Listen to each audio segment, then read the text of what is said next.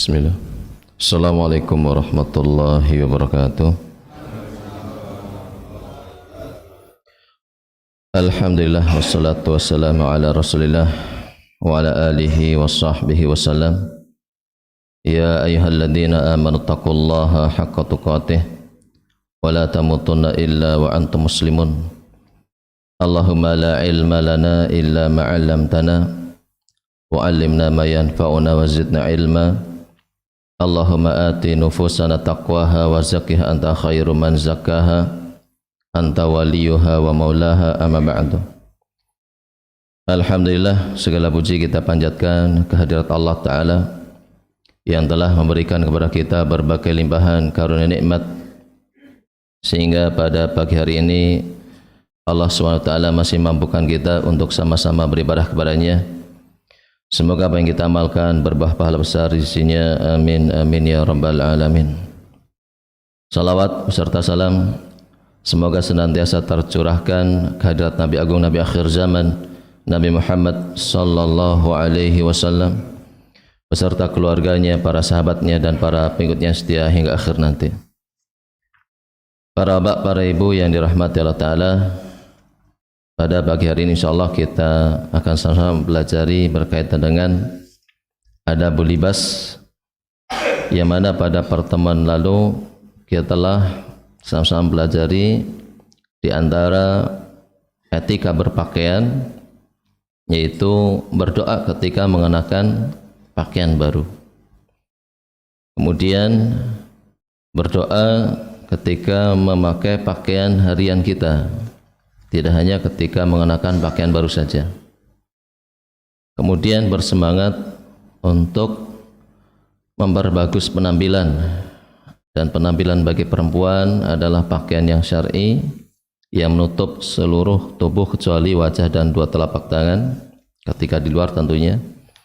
Kemudian pakaian perempuan mesti tebal, kemudian juga longgar, dan bagi laki-laki hendaklah dia mengenakan pakaian yang menutup auratnya serta sopan dan seterusnya. Kemudian selanjutnya tidak boleh mengenakan pakaian yang tipis dan sempit, karena dikhawatirkan nantinya akan membentuk lekuk tubuh dan memperlihatkan auratnya secara tidak langsung. Kemudian selanjutnya, Bapak sekalian yang dirahmati Allah Ta'ala, ijtinabu tasyabbuhi rijal bin nisa fi libasihim wa ijtinabu tasyabbuhi an-nisa birijal fi libasihinna. Tidak boleh seorang laki-laki menyerupai perempuan di dalam pakaian, dan sebaliknya tidak boleh perempuan menyerupai laki-laki di dalam pakaiannya. Saat ini sering kita melihat ada penampilan-penampilan dari para laki-laki yang menyerupai perempuan, dan sebaliknya perempuan yang menyerupai laki-laki. Kelihatannya memang lucu, ya, menghibur, bahkan sampai buat perlombaan di Agustusan terkadang, ya, laki-laki mengenakan daster dan seterusnya. Akan tapi ternyata itu terlarang di dalam syariat Islam. Sebagaimana dalil keumuman yang disebutkan dalam riwayat Bukhari dari Ibnu Abbas, bahwasanya Nabi sallallahu alaihi wasallam la'ana Rasulullah sallallahu alaihi wasallam al-mutasyabbihina minar rijal binisa wal mutasyabbihat minan nisa birijal. Nabi sallallahu alaihi wasallam melaknat laki-laki yang menyerupai perempuan dan perempuan yang menyerupai laki-laki. Jadi kodratnya perempuan berbeda, kodratnya laki-laki berbeda, tidak boleh tercampur. Akhirnya nanti menjadikan orang bingung. Seperti halnya pernah terjadi, ada lelaki yang dulu waktu saya kecil juga tertipu, kirain dia ibu-ibu dan perempuan. Sampai dewasanya baru saya mengetahui kalau dia itu memang perempuan, artis, ya. Dan meninggalnya sampai bingung, ini mau diurusin secara laki-laki atau secara perempuan, karena kelaminnya sudah dirubah juga, statusnya sudah dirubah, dan dia juga menikah dengan lelaki. Akhirnya simpang siur, ini mau diurusin secara lelaki karena asalnya lelaki atau secara perempuan. Ini kalau lelaki yang mandikan, bagaimana mandikan posisi bentuknya sudah seperti perempuan. Kalau perempuan mandikan, hakikatnya dia lelaki. Ini membingungkan. Nah ini, belum lagi nanti kalau misalkan ada orang yang karena penyimpangan dari kodratnya, akhirnya menyimpang juga masalah hubungan seksualnya. Akhirnya menimbulkan berbagai macam penyakit, seperti penyakit HIV/AIDS. Itu kan ada yang mengatakan awal mulanya muncul ketika terjadi banyak hubungan lelaki dengan lelaki. Akhirnya itulah efek dari laknat Rasulullah sallallahu alaihi wasallam. Rasulullah SAW melaknat lelaki yang menyerupai perempuan, perempuan yang menyerupai lelaki. Laknat artinya apa? Supaya dijauhkan dari rahmat Allah Ta'ala. Orang tersebut sulit untuk mendapatkan kasih sayang Allah Ta'ala, baik ketika di dunia ataupun ketika di akhirat kelak, kecuali ketika mereka benar-benar bertaubat dengan taubatan nasuha. Dan dalam ayat yang lain juga disebutkan bahwasanya Rasulullah SAW la'ana ar-rajul yalbasu lubsatal mar'ah wal mar'ah talbasu lubsatar rajul. Dari Abu Hurairah radhiyallahu anhu disebutkan dalam riwayat Ahmad bahwasanya Rasulullah sallallahu alaihi wasallam melaknat laki-laki yang mengenakan pakaian perempuan dan perempuan yang mengenakan pakaian lelaki. Ini tidak boleh,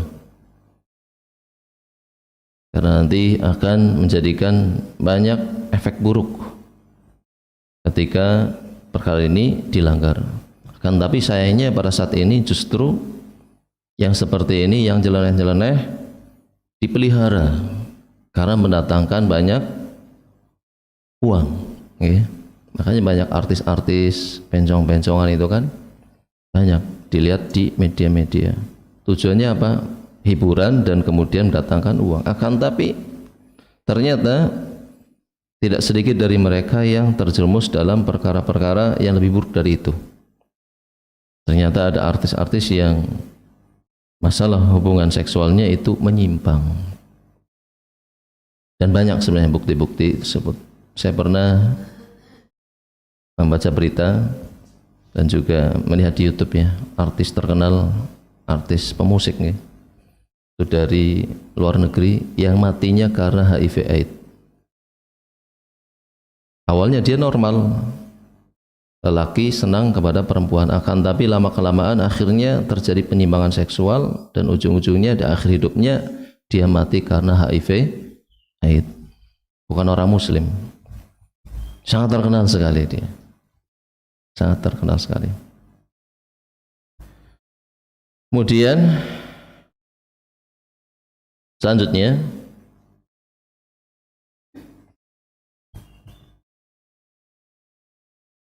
terlarang bagi seorang laki-laki mengenakan sutra ataupun emas. Ini godaan bagi orang yang punya banyak duit ya. Punya banyak duit itu kan mau beli apa saja bisa. Sutra saya pernah ngecek di toko baju yang besar, harganya ternyata rata-rata lebih di atas dari 1 juta. Dan memang bagus. Itu satu pakaian, saya cuma penasaran aja seperti apa sih pakaian lelaki yang terbuat dari sutra. Maka inilah ujian bagi mereka yang punya banyak uang. Terkadang pengen memanjakan diri sendiri, akan tapi tetaplah syariat membatasi. Di antaranya lelaki tidak boleh mengenakan pakaian yang terbuat dari sutra, juga tidak boleh mengenakan emas. Entah gelang emas, kalung emas, cincin emas. Dan terkadang yang sulit di kita itu ada budaya tunangan tukar cincin. Akhirnya mengenakan cincin dari emas pada lelaki. Dan saat ini terkadang ada juga yang HP dilapisi dengan emas, bahkan mobil disemprot dengan lapisan emas. Ada mungkin ya? Atau warnanya saja yang emas. Gigi dari emas ya. Dan kaitannya mengenakan emas dan sutra, dalam sebuah riwayat yang dinyatakan hasan sahih, dalam riwayat Imam At-Tirmidzi disebutkan Nabi sallallahu alaihi wasallam beliau bersabda, "Hurima libasul harir wad dahab ala dzukuri ummati wa uhilla li inasihim." Diharamkan pakaian sutra dan emas bagi laki-laki kaum muslimin dan dihalalkan bagi kaum perempuannya. Perempuan bebas boleh pakai sutra ataupun pakai emas, karena memang perempuan perhiasan bagi laki-laki. Artinya apa? Suatu yang menarik, maka boleh para perempuan itu berhias dengan sutra ataupun dengan emas. Dan bagi laki-laki haram. Akan tapi ada pengecualian ketika memang badannya terkena penyakit gatal-gatal dan dia tidak bisa mengenakan pakaian kecuali harus dari berbahan sutra. Maka itu udzur yang memperbolehkan dia memakai pakaian sutra. Atau hanya sekedar lebar 2 jari, 3 jari atau 4 jari. Ini boleh. Sebagaimana dalam hadis disebutkan Umar ibn Khattab, beliau itu pernah mengatakan, naha Nabi sallallahu alaihi wasallam an lubsil harir illa mawdi'a isba'ain aw salasin aw arba'. Wahai Nabi sallallahu alaihi wasallam melarang laki-laki mengenakan pakaian sutra kecuali cuman sebatas 2 jari, 3 jari atau 4 jari. Jadi yang boleh gitu, sakunya dari sutra sudah cukup, atau kerahnya saja. Yang lainnya nggak boleh, karena memang pakaian sutra itu untuk mereka ahli surga. Kalau di surga nanti dipastikan mereka akan mengenakan sutra, kecuali bagi mereka yang melanggar ketika di dunia tetap mengenakan pakaian sutra, nanti di akhirat tidak diperkenankan mengenakan pakaian sutra biarpun dia masuk surga. Sebagaimana dalam Al-Quran disebutkan yuhallawna fiha min asawira min dahab wa lu'lu'a wa libasum fiha harir. Ini dalam surat Al-Hajj ayat 23 disebutkan Allah Ta'ala berfirman, mereka para penghuni surga dihiasi dengan gelang-gelang dari emas. Nanti para laki-laki boleh pakai gelang emas. Kalau sekarang ya nggak usah, biarpun pakai karet nggak boleh. Artinya laki-laki jangan suka berhias seperti perempuan, pakai gelang, rantai, apalagi pakai gelang emas, ganjen gitu, bahasa kita, genit. Kemudian apa? Nanti juga mengenakan perhiasan dari mutiara, dan pakaian mereka itu adalah sutra. Di surga pakaian para penghuni surga, entah laki-laki atau perempuan, adalah sutra yang berkelas. Berkelasnya tentunya tidak akan didapat ketika di dunia, karena kelasnya kelas di surga, sangat sempurna tentunya. Adapun bagi mereka yang melanggar kemudian mengenakan pakaian sutra ketika di dunia, maka dalam sebuah hadis yang diriwayatkan oleh Imam Ibnu Hibban disebutkan Nabi sallallahu alaihi wasallam bersabda, man labisal harir fid dunya lam yalbashu fil akhirah wa in dakhalal jannah labisahu ahlul jannah wa lam yalbashu huwa. Barang siapa mengenakan sutra ketika di dunia, maka niscaya dia tidak akan mengenakannya di akhirat. Biarpun dia masuk surga, maka penghuni surga mereka mengenakan pakaian yang terbuat dari sutra, akan tapi dia tidak diperkenankan untuk mengenakannya. Jadi ada kekurangan baginya, yaitu apa? Tidak diperkenankan mengenakan pakaian dari sutra di surga. Nah ini kaitannya sutra. bagi laki-laki terlarang. Dan termasuk bagian daripada perhiasan kaum muslimin adalah rambut nih. Rambut hendaklah dirapikan sebagaimana kemarin ada bahasanya, dalilnya Nabi sallallahu alaihi wasallam mengomentari lelaki yang rambutnya kusut supaya disisiri. Dan rambut juga terkadang mengalami perubahan warna. Kalau sudah tua mulai berubah. Dan ternyata uban itu kata Nabi sallallahu alaihi wasallam, asyaibu nurul mu'min. Uban itu cahaya orang yang beriman. Cahaya. La yashibu rajulun syaibatan fil Islam illa kanat lahu bikulli syaibatin hasanah. Rafa'a biha darajah. Ketika uban itu dibiarkan, tidaklah seorang muslim dia itu beruban, melainkan untuknya setiap satu lembar uban ada nilai kebaikan dan dengannya Allah tinggikan derajatnya. Jadi dia alam ya, maknanya ketika dia beruban karena banyak mikirin tentang Islam, bisa jadi kan uban bisa jadi karena disebabkan banyak mikir kan? Mikir utang atau karena dia istiqomah di atas Islam sampai usia tuanya kan seperti itu. Wallahu alam. Intinya apa? Uban itu nggak boleh dicabut. Makanya dalam hadis yang lainnya, la tantifu asyaib, janganlah kalian mencabut uban. Uban nggak boleh dicabut. Fa innahu nurun yaumal qiyamah, karena sungguhnya uban itu cahaya pada hari kiamat.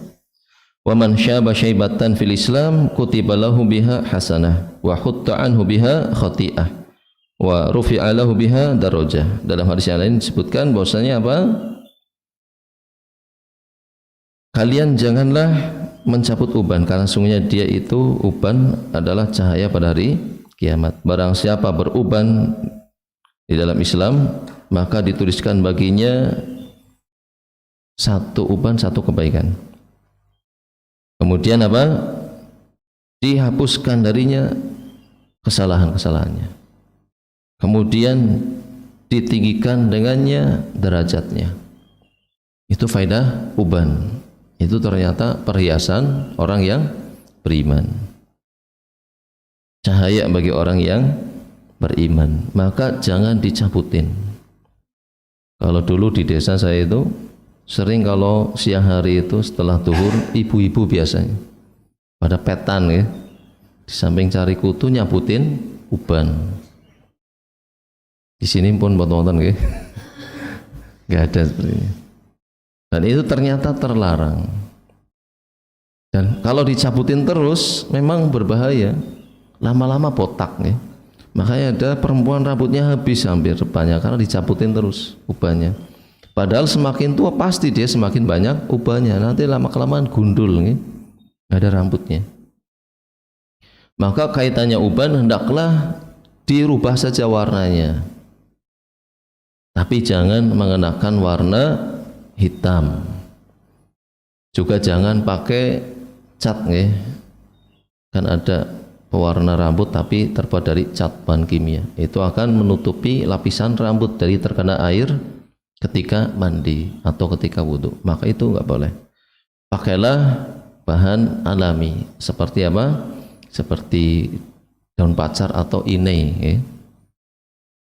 Nah, ini ada hadisnya. Ghairu hadza bi syai'in wajtanibus sawat. Dalam sebuah hadis Nabi pernah menasihati para sahabatnya yang beruban, rubahlah ini dan jauhi dari mengenakan warna hitam. Kenapa tidak boleh pakai warna hitam? Wallahu alam, khawatirnya jadi menipu. Nanti sudah aki-aki rambutnya tetap hitam, yang melamar perawan disangkanya masih bujang nanti. Ternyata sudah aki-aki. Ini nggak boleh.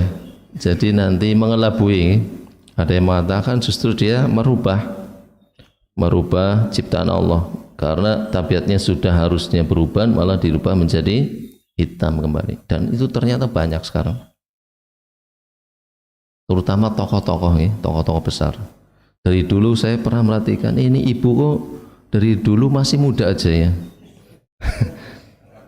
Padahal saya sudah kelihatan ubahnya sedikit itu. Tapi ibu ini kok tetap ya kelihatan muda terus. Pasti paham kalau disebut ya. Atau bapak-bapak itu kan. Dari dulu kok muda terus kelihatannya.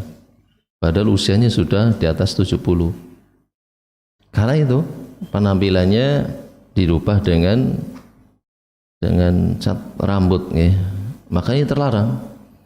Kalau mau merubah warna rambut, maka kata Nabi SAW, inna ahsana ma ghayyartum bihi asyaib al-hina wal katam. Sesungguhnya suatu yang paling bagus untuk merubah warna uban adalah al-hina, yaitu apa? Daun pacar wal katam dan inai. Inai itu maksudnya apa ya? Tumbuhan ya, yang bisa menjadikan warna rambut itu pirang. Kalau sekarang malah warna pirang seperti anak metal ya. Garang, merah. Itu yang disunahkan.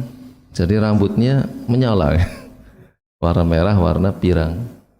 Itu sunnah. Supaya tidak kelihatan lemah ya. Itu di zaman Nabi.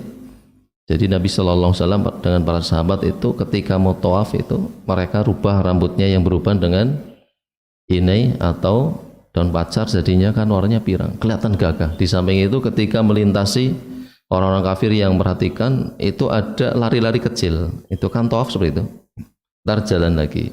Ketika itu kemudian lari-lari kecil lagi, jadi menampakkan kekuatan. Biarpun sudah tua tapi masih kelihatan gagah ketika rambutnya menyala merah dan pirang. Tapi ulama nyarinya ini sulit mungkin, nggak mudah. Daun pacar atau ini, intinya entah sudah berbentuk serbuk, bukan bahan kimia. Ciri-cirinya ya kalau mandi beberapa hari mungkin hilang, pudar warnanya, pakai lagi seperti itu. Berbeda dengan cat kan bisa awet sekali, awet sekali. Hilang ketika digundul saja mungkin. Nah ini merupakan bagian daripada perhiasan laki-laki atau perempuan mukminah. Jadi kalau perempuan ya dirubah untuk mempercantik di hadapan suami, bukan untuk ditambahkan tentunya rambut perempuan. Kemudian selanjutnya boleh mengenakan cincin, laki perempuan boleh. Tapi untuk laki-laki tentunya tidak boleh mengenakan cincin yang terbuat dari emas. Kalau untuk perempuan boleh. Karena Nabi kita SAW dari riwayat Bukhari disebutkan, Ibnu Umar mengatakan, ittakhadha Rasulullah SAW khataman min warikin. Nabi SAW pernah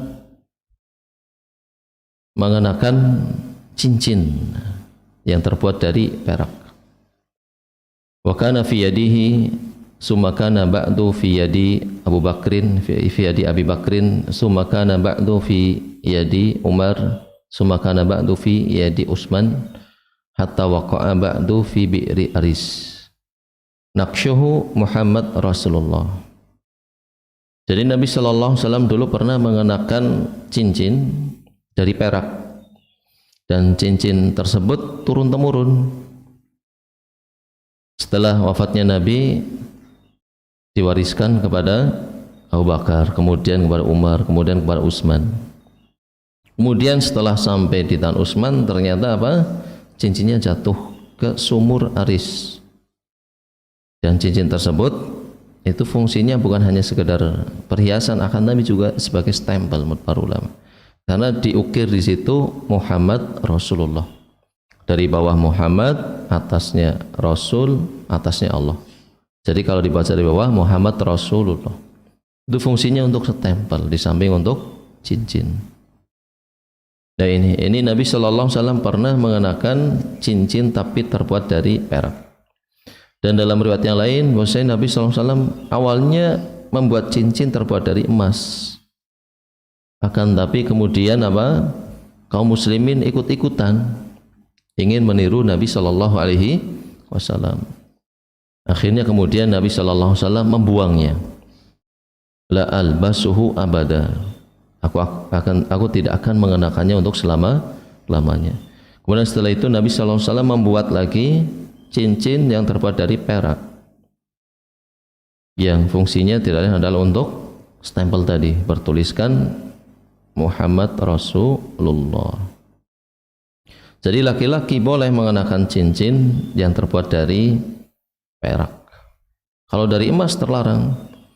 Bahkan saking terlarangnya Nabi SAW pernah mengingkari ada seorang yang mengenakan cincin dari emas di tangannya sampai diminta kemudian dibuang sama Nabi.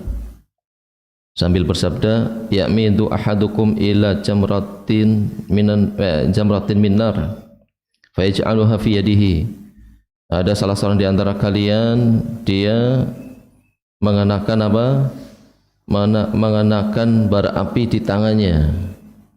Jadi ini pengingkaran yang besar, yang berat dari Nabi SAW. Maksudnya apa? Orang yang mengenakan emas, biarpun itu bentuknya cincin, dikatakan oleh Nabi SAW dia seperti apa? Mengenakan api dari neraka. Maka ini pengingkaran Nabi SAW. Jadi apa?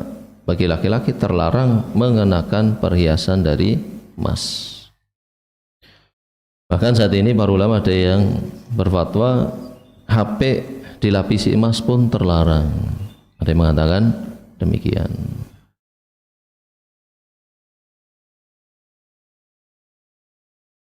Tentunya bagi laki-laki nggih. Dan apa enaknya sebenarnya nggih? Kalau membawa sesuatu yang mahal-mahal nggih. Kalau HP dari emas, khawatirnya kan nanti mbok dirampok orang ya. Karena mahal. Jangankan itu, pakai sendal yang mahal aja pas mau ngelepas ditinggal sholat khawatir. Bisa jadi seperti itu. Aduh, sendal saya mahal ini. Apalagi yang lainnya. Dan bagi ibu-ibu juga yang pamer emas itu, pakai kalung berlebihan, pakai gelang, pergi ke pasar, khawatirnya nanti dihipnotis atau dirampok. Bisa jadi seperti itu, ngundang kejahatan malah. Kalau untuk berhias di hadapan suaminya ya secukupnya saja. Dan laki-laki tidak boleh berhias berlebihan. Kemudian ternyata kaitannya mengenakan cincin, ada larangan mengenakan cincin di jari tengah dan jari telunjuk. Ada larangan mengenakan cincin di jari tengah dan jari telunjuk. Ini sebagaimana dalam riwayat At-Tirmidzi disebutkan bahwasanya Ali radhiyallahu anhu beliau mengatakan nahani Rasulullah SAW anil qasi. Nabi melarang aku dari mengenakan pakaian sutra. Wal misaratil hamra, dan juga pelana tempat duduk di tunggangan yang terbuat dari sutra berwarna merah. Wa an albasa khatami fi hadihi wa fi hadihi wa asyara ila as-sababah wal wusta. Dan Nabi pun melarang aku mengenakan cincin di sini dan situ. Kemudian Ali mengisyaratkan kepada jari tengah dan jari telunjuk. Jadi kalau mengenakan cincin jangan di jari tengah dan di jari telunjuk. Dan prakteknya Nabi malah dalam riwayat yang lain disebutkan dalam riwayat Bukhari, Nabi SAW mengenakan cincin di jari kelingkingnya, di jari kelingking. Ini sebagaimana yang disebutkan oleh Anas bin Malik. Bahwasanya Nabi SAW membuat cincin, kemudian Nabi bersabda, sesungguhnya kami membuat cincin dan kami mengukirnya, maka janganlah kalian mengukir dengan ukiran yang ada pada cincinku. Dan kemudian Anas bin Malik mengatakan, aku melihat bahwasanya kemilau cincin Nabi SAW berada di jari kelingkingnya. Dan dalam riwayat yang lain dikenakan di jari kelingking kanan, dan dalam riwayat yang lain dikenakan di jari kelingking kiri. Tapi jarang di antara kita yang mengenakan cincin di jari kelingking, kebanyakan di jari manis. Tapi jari manis juga tidak terlarang. Kalau di jempol bagaimana? Walah, itu kurang bagus Jadi biasanya kalau tidak di jari manis, di jari kelingking.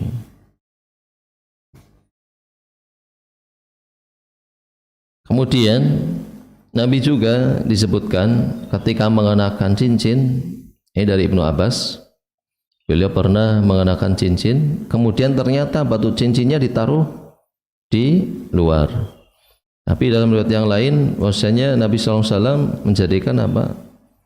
Batu cincinnya berada di dalam. Ini berarti bebas lah ya. Terkadang di luar, terkadang di dalam.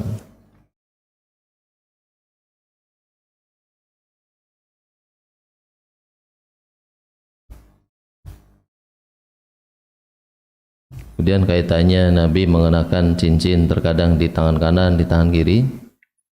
Ini disebutkan dalam riwayat Abu Dawud bahwasanya Ali radhiyallahu anhu mengatakan ada Nabi SAW kana yatakhattamu fi yaminihi. Nabi SAW mengenakan cincin itu di tangan kanannya. Kemudian dalam riwayat Muslim disebutkan bahwasanya Anas bin Malik berkata kana khatamun Nabi SAW fi hadihi wa asyara ilal khinsir min yadihi al-yusra. Maksudnya Nabi SAW beliau itu mengenakan cincin di sini, kemudian berisyarat, maksudnya apa? Di jari kelingking tangan kirinya. Ini merupakan serangkaian bagian daripada mengenakan pakaian, terkadang mengenakan perhiasan.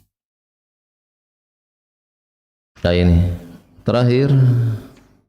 Masih lama nggih? Masih lama? 15 menit lagi? Oh, 17 menit lagi. Ini sudah mau habis ini. Nggak apa-apa. Berarti dilanjut nama kuripun? Dilanjut. Nggih. Berarti ganti tema ini. Kemudian dzikrullah inda khal'is saub. Membaca doa ketika melepas pakaian. Doanya apa? Bismillah saja. Jadi ketika mengenakan pakaian ada doanya, ketika melepas pun ada doanya. Dan doa melepas pakaian adalah bismillah. Sebagaimana disebutkan dalam hadis, satruma baina ayunil jinni wa aurati bani adam idza wada'a ahaduhum saubahu an yaqula bismillah. Jadi penutup pandangan mata jin dari aurat manusia ketika melepas pakaian, maka manusia tersebut mengucapkan apa? Bismillah. Ketika mengucapkan bismillah, setan tidak bisa melihat aurat manusia. Dan dalam yang lain berkaitan dengan doa ketika apa? Ketika masuk ke tempat buang hajat. Catur mabaina yunil jin wa aurati bani adam idza dakhala ahadum al khala an yaqula bismillah. Jadi itu mewakili ya. Ketika masuk kamar mandi membaca bismillah itu sebagai penutup pandangan mata jin dari aurat manusia. Jadi baca bismillah, nanti kemudian di dalam melepas pakaian niscaya jin tidak bisa melihat aurat kita. Nah ini berkaitan dengan adab berpakaian. Bahwasanya apa? Kaitannya berpakaian bisa ada nilai ibadah dan bahkan bisa bernilai sebagai pelebur dosa ketika paham bagaimana praktek Nabi kita sallallahu alaihi wasallam dalam berpakaian. Perempuan jelas pakaian seperti apa kan, tapi saat ini Masya Allah kaitannya pakaian perempuan terutama itu memprihatinkan serba salah kita bagi laki-laki menghadapinya. Jadi di mana-mana kita itu tidak bisa lepas dari zina mata melihat aurat perempuan ada di mana-mana. Ada yang pergi ke pasar pakai baju tidur kan seperti itu dan seterusnya. Kemudian pakaian lelaki insya Allah sih saat ini paling catatannya isbal saja berada di bawah mata kaki, maka ini hindari karena ancamannya adalah neraka. Dan dan seterusnya. Dan juga ada lagi pakaian syuhrah ya, pakaian ketenaran yang nyeleneh-nyeleneh lah ya. Terkadang ada ya, orang pakai pakaian apa keseharian di Jawa malah pakai pakaian ala Papua misalkan. Akhirnya nyeleneh ya. Apalagi kalau pakai kotek katok ya, ini bahaya lagi. Ini terlarang. Dan sekarang terkadang apa malah model pakaian itu sengaja yang nyeleneh ya, yang tidak umum batir lah bahasa kita, tidak sebagaimana keumuman manusia mengenakan pakaian. Dan itu ada ancamannya. Kata Nabi SAW, man labisa sauba syuhrah fid dunya albasahullahu sauba madallah yaumil qiyamah. Barang siapa mengenakan pakaian syuhrah di dunia, pakaian ketenaran, maka niscaya Allah SWT akan pakaikan pakaian kehinaan pada hari kiamat. Ini kaitannya ada berpakaian. Kemudian bersisir, dan Nabi SAW ketika bersisir mendahulukan yang sebelah kanan. Jelas sampai sini Bapak sekalian? Sampun apa dilanjut nih? Sampun? Sampun mawon? Wonten napa, Pak? Oh nggih, bonus nggih. Nggih, karena tanggung. Ini kalau membahas 10 menit tentang, insya Allah di pertemuan berikutnya adabul masyi, adab berjalan. Seperti apa nggih kita tunggu di bulan berikutnya. Demikian nggih. Demikian, mudah-mudahan bermanfaat dan mudah-mudahan Allah SWT mengkaruniakan kepada kita hidayah taufiknya senantiasa sehingga menjadikan kita mampu mengamalkan apa yang sudah kita pelajari dan kita pahami bersama. Dan bila ada kesalahan saya mohon maaf. Kita tutup dengan baca doa kafaratul majelis. Subhanakallahumma bihamdika asyhadu an la ilaha illa anta astaghfiruka wa atubu ilaik. Assalamualaikum warahmatullahi wabarakatuh.